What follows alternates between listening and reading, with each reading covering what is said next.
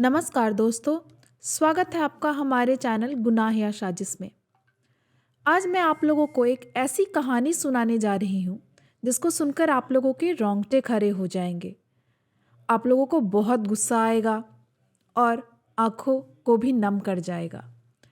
ये एक ऐसी लड़की की कहानी है जो अपने सपनों को पूरा करने की उड़ान भरने ही जा रही थी कि एक लड़के के वहशी और पागलपन ने उसकी जान ले ली। ये एक ऐसी कहानी है जिसमें एसिड फेंकने के मामले में पहली बार फांसी की सजा सुनाई गई थी। ये कहानी किसी और की नहीं, प्रीति राठी की है। तो ये कहानी शुरू करने से पहले आप लोग हमारे चैनल गुनाह या साजिश को सब्सक्राइब कर लें और अगर आपने बेल आइकन नहीं दबाया है तो बेल आइकन दबा दें ताकि जब भी मैं कोई नई कहानी डालूँ उसका नोटिफिकेशन सबसे पहले आपको मिल जाए। तो चलिए इस घटना को पूरी तरह विस्तार रूप में जानते हैं। ये घटना 2013 की है। वैसे तो यह तारीख अधिकतर लोगों के लिए आम दिन की तरह ही थी, मगर दिल्ली के नरेला में रहने वाली प्रीति राठी के लिए यह दिन बेहद ही खास था। आज पहली बार प्रीति दिल्ली से बाहर जा रही थी। पहली बार घर छोड़कर बाहर जाने की वजह से मन में थोड़ी घबराहट भी थी, लेकिन खुशी भी थी क्योंकि प्रीति ने वो कारनामा कर दिखाया था जिसपे उसके पूरे परिवार को नाज था। दरअसल मात्र 23 साल की प्रीति दिल्ली से ही नर्सिंग की पढ़ाई कर रही थी। पढ़ाई पूरी करने के बाद वो मिलिट्री हॉस्पिटल में नर्स बनना चाहती थी। इसके लिए उसने तैयारी भी शुरू कर दी थी। इसी दौरान इंडियन नेवी में नर्स की ओपनिंग निकलती है। प्रीति राठी ने इस जॉब के लिए अप्लाई कर दिया और एग्ज़ाम में शामिल भी हुई और उसे सफलता भी मिली। प्रीति नेवी में बतौर नर्सिंग ऑफिसर सेलेक्ट कर ली गई थी। अब सभी कार्रवाई पूरी हो चुकी थी। अब प्रीति को मुंबई के कुलावा में स्थित नौसेना ऑफिस में रिपोर्ट करना था और उसे आईएनएस मुंबई में बतौर सेकेंड लेफ्टिनेंट ड्यूटी ज्वाइन करनी थी। इसी वजह से प्रीति मुंबई जा रही थी।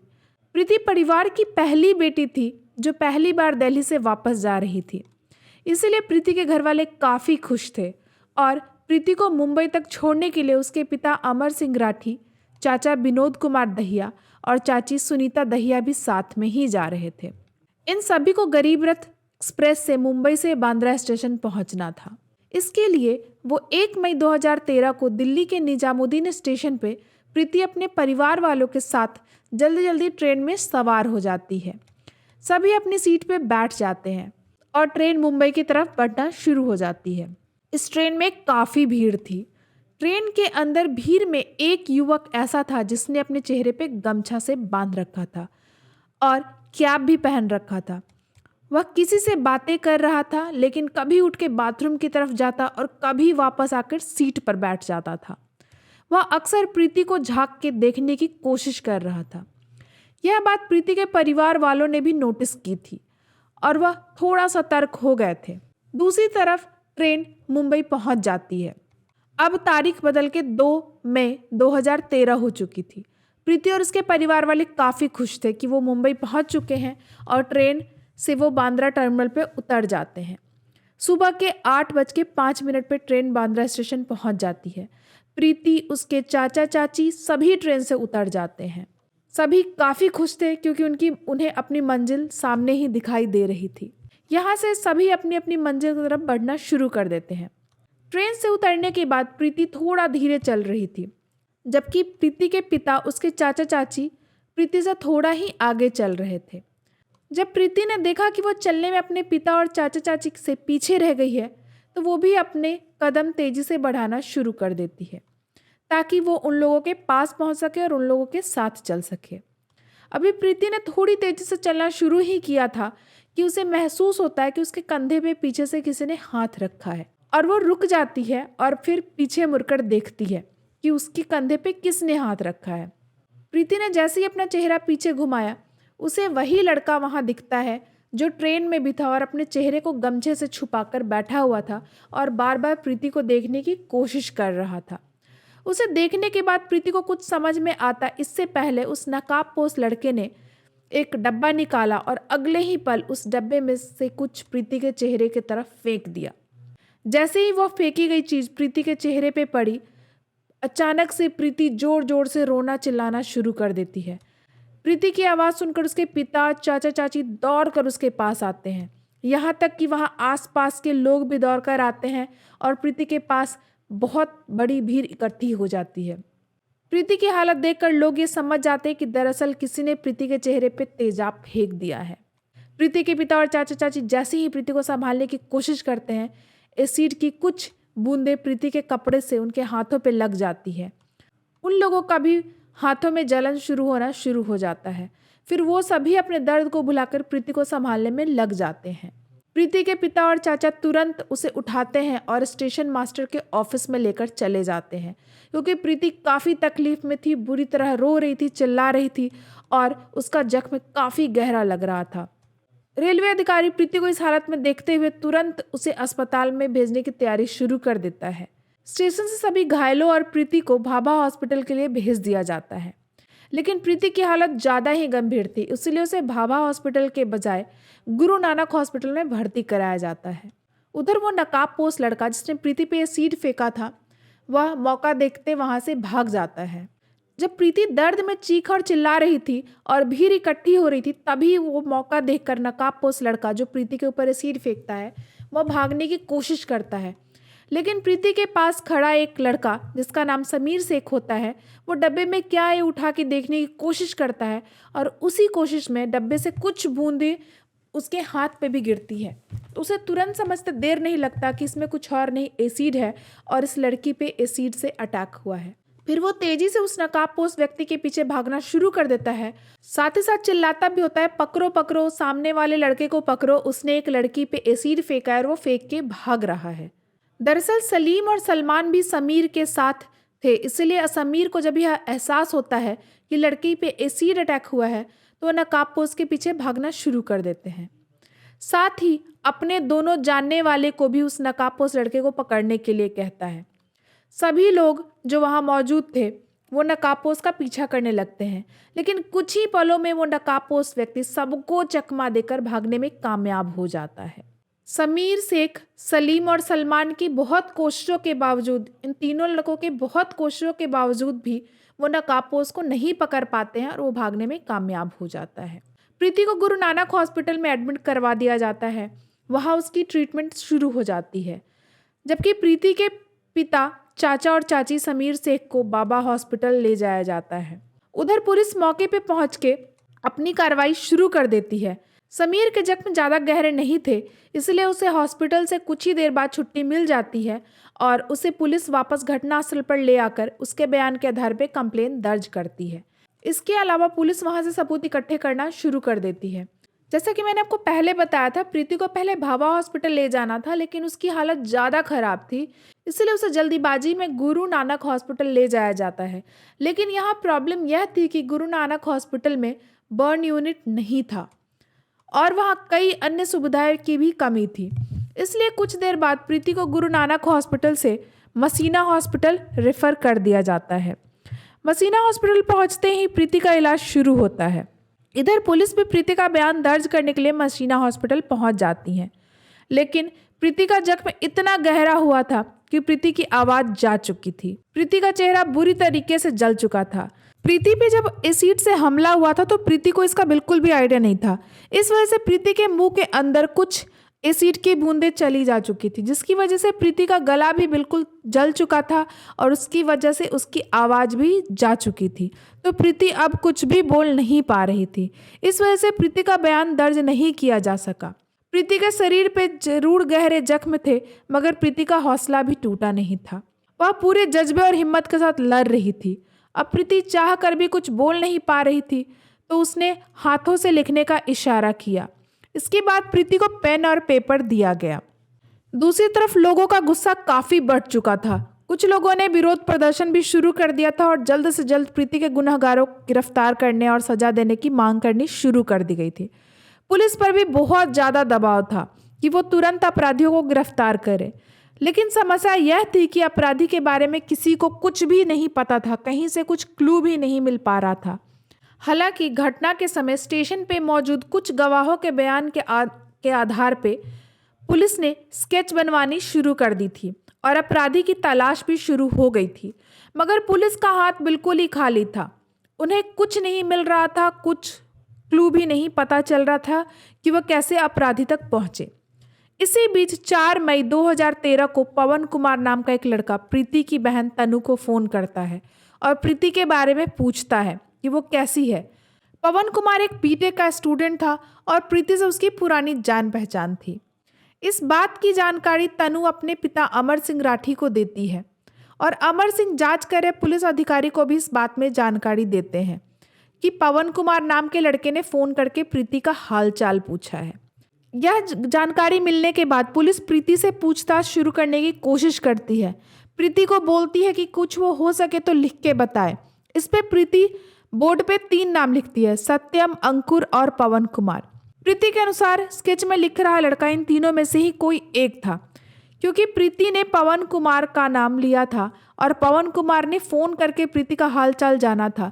इसलिए पुलिस अनुमान लगाती है कि शायद पवन कुमार ने ही प्रीति पे सीड फेंका होगा और वो जानना चाह रहा होगा कि प्रीति जिंदा है या मर गई।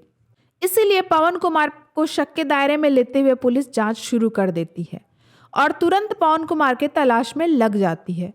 कुछ दिनों की खोजबीन के बाद 9 मई 2013 को पुलिस पवन कुमार को गिरफ्तार कर लेती है। दूसरी तरफ प्रीति की हालत दिन प्रतिदिन बिगड़ती जा रही थी। मसीना हॉस्पिटल में आए हुए से कई दिन हो चुके थे और यहाँ प्रीति की कई सर्जरी भी की गई थी, मगर उसकी हालत में कोई सुधार नहीं हो रही थी, बल्कि लगातार बिगड़ते जा रही थी। प्रीति के इंटरनल ऑर्गन्स धीरे धीरे काम करना बंद कर रहे थे। हॉस्पिटल के डॉक्टर को लगने लगा था कि प्रीति की हालत ज़्यादा गंभीर हो रही है, इसलिए उन्होंने तुरंत प्रीति को रेफर करते हुए मुंबई हॉस्पिटल में भेज दिया ताकि वहां उसे बेहतर इलाज मिल सके। और क्योंकि इस केस से लोगों का सीधा जुड़ाव हो चुका था और लोग हर पल प्रीति की हालत के बारे में जानना चाहते थे, इसलिए सरकार की ओर से भी प्रीति को बेहतर से बेहतर इलाज देने की व्यवस्था की जाती है। जैसे ही प्रीति को बॉम्बे हॉस्पिटल लाया जाता है, देश के टॉप स्पेशलिस्ट डॉक्टरों की टीम बनाई जाती है और उन्हें प्रीति के इलाज का जिम्मा दिया जाता है। लाखों कोशिशों के बाद यहाँ भी हालत सुधार होने के बजाय बिगड़ने लगती है और प्रीति को वेंटिलेटर सपोर्ट पे रखा जाता है। डॉक्टर फिर भी कोशिश करते रहते, वो हार नहीं मानते, वो कोशिश करते हैं कैसे भी करके प्रीति की जान बचाई जा सके। वो अपनी तरफ से हर संभव कोशिश करते हैं और अब प्रीति की हालत और भी ज़्यादा बिगड़ चुकी थी। प्रीति अब भी हालत से अपने लड़ने की कोशिश कर रही थी, लेकिन अंततः 1 जून 2013 को प्रीति अपना हिम्मत हार जाती है और वह इस दुनिया को छोड़कर चली जाती है। प्रीति की मौत की खबर से देश में गम और गुस्से की लहर दौड़ जाती है। हर कोई प्रीति के जाने के सदमे में था। प्रीति के मौत के बाद पोस्टमार्टम भी किया जाता है और उसके शव को अंतिम संस्कार के लिए दिल्ली लाया जाता है, लेकिन प्रीति के घर वाले जांच में सीबीआई की मांग करते हुए अंतिम संस्कार करने से मना कर देते हैं और प्रीति के शव के साथ ही प्रदर्शन रैली में निकल जाते हैं। अंत में सरकार की ओर से सीबीआई जांच होने का आदेश हो जाता है और राज्य के सम्मान के साथ प्रीति का अंतिम संस्कार किया जाता है। प्रीति की मौत और अंतिम संस्कार के बाद हर किसी की एक ही मांग थी कि जल्द से जल्द प्रीति के कातिलों को पकड़ा जाए और उसे कड़ी से कड़ी सजा मिल जाए। पुलिस ने भी पवन कुमार नाम के लड़के को गिरफ्तार कर लिया था, लेकिन समस्या यह थी कि पवन कुमार के खिलाफ किसी भी तरह का सबूत नहीं मिल पा रहा था। रेलवे पुलिस भी अब तक पवन कुमार के खिलाफ कोई सबूत नहीं ढूंढ पाई थी। इसी बीच प्रीति के पिता अमर सिंह राठी को अपने सोर्स से कहीं से पता चलता है कि 2 मई 2013 यानी घटना वाले दिन पवन कुमार मुंबई में नहीं था, बल्कि वह रोहतक में था। बाद में पुलिस पवन कुमार के फ़ोन लोकेशन और हिस्ट्री निकलवाती है तो पता चलता है कि घटना वाले दिन पवन कुमार वास्तव में रोहतक में ही था। जैसा कि मैंने आपको पहले बताया, ये जांच सीबीआई मुंबई को दे दी जाती है।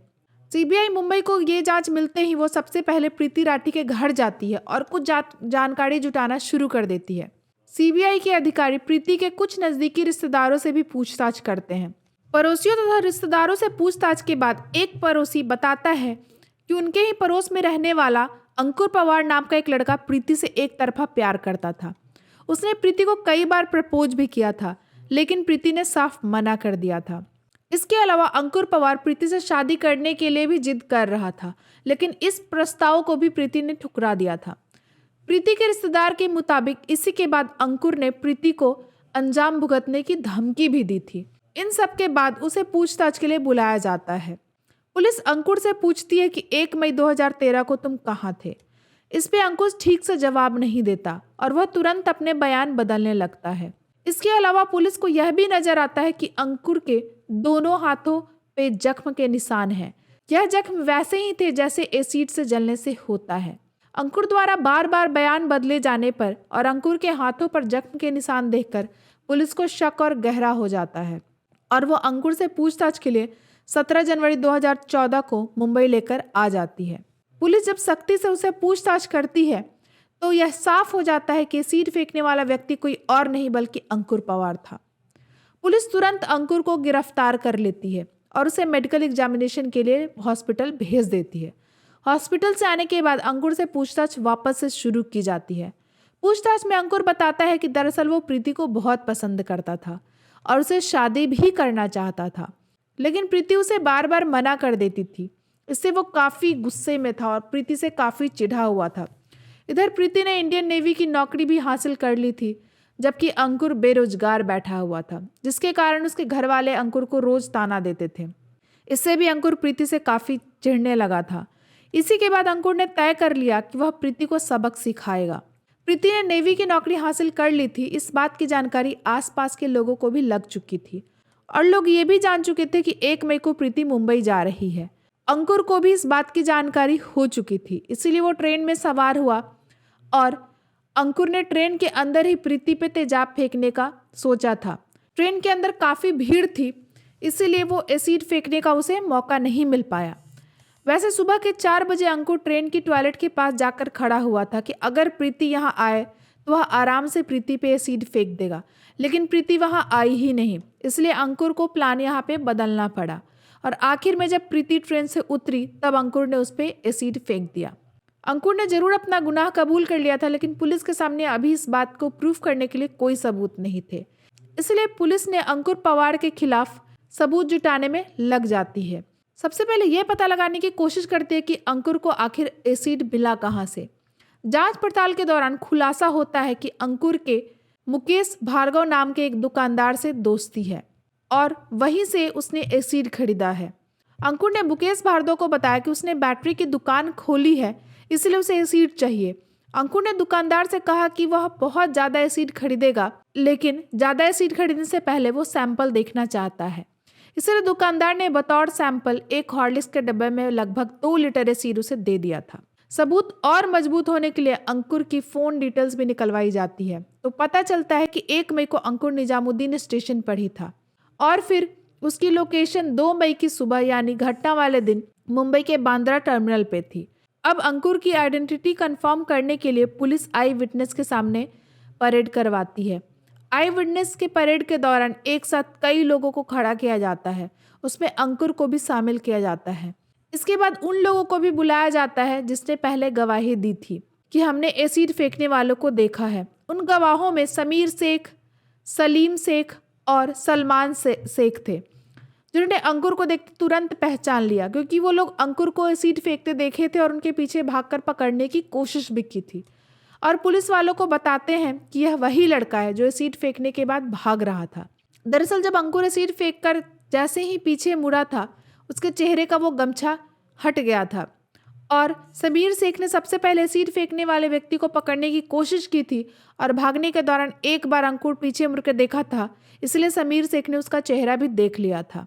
इसके अलावा सलीम और सलमान ने भी अंकुर का चेहरा देख लिया था और वो लोग अंकुर को पहचान कर लेते हैं और पुलिस वालों के सामने बता देते हैं। पुलिस एसिड वाला डब्बा भी घटनास्थल से बरामद कर लेती है। फिर पुलिस चार्जशीट दाखिल करती है और घटना कोर्ट में जाता है। यह जानकर आपका खून खौल जाएगा कि जब अंकुर कोर्ट में लाया गया था तो वो मुस्कुराते हुए आता है।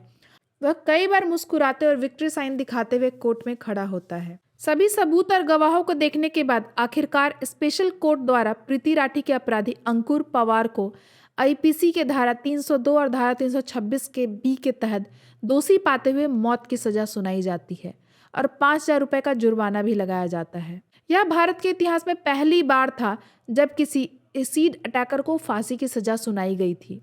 इस मामले की सुनवाई कर रहे जज ने फैसला सुनाते हुए ये बोला था कि इस एसिड अटैक की वजह से प्रीति का चेहरा इतनी बुरी तरह जल चुका था और इतना भयावह हो चुका था कि अगर प्रीति ने अपना चेहरा देख लिया होता तो शायद वो उसी दिन मर जाती। ये टिप्पणी अंकुर की दरिंदगी को बताने के लिए काफ़ी है कि अंकुर कितना बड़ा शैतान था और कितना पत्थर दिल था कि इतने बड़े पाप को अंजाम देने के बाद उसे कोई पछतावा नहीं था। वो मुस्कुरा रहा था और विक्ट्री की साइन दिखा रहा था। इसका अंदाजा आप इससे भी लगा सकते हैं कि जब जज ने अंकुर को फांसी की सजा सुनाई तो उसके चेहरे पे डर का एक भी भाव नहीं था। उसने प्रीति के साथ जो कुछ भी किया उसे उसका बिल्कुल भी अफसोस नहीं था। वो कोर्ट में सजा के दौरान भी बेशर्मी से मुस्कुरा रहा था। यह घटना यहीं पे समाप्त होती है। वैसे फांसी की सजा भी शायद ऐसे दरिंदे के लिए कम है। आपको क्या लगता है? आप कमेंट करके बताइएगा। और अगर आपको हमारी मेहनत पसंद आ रही है तो आप हमारे चैनल को सब्सक्राइब ज़रूर कीजिएगा और लाइक और शेयर भी कीजिएगा। फिर आपको हम मिलते हैं एक नई घटना के साथ। तब तक के लिए सतर्क रहें। धन्यवाद।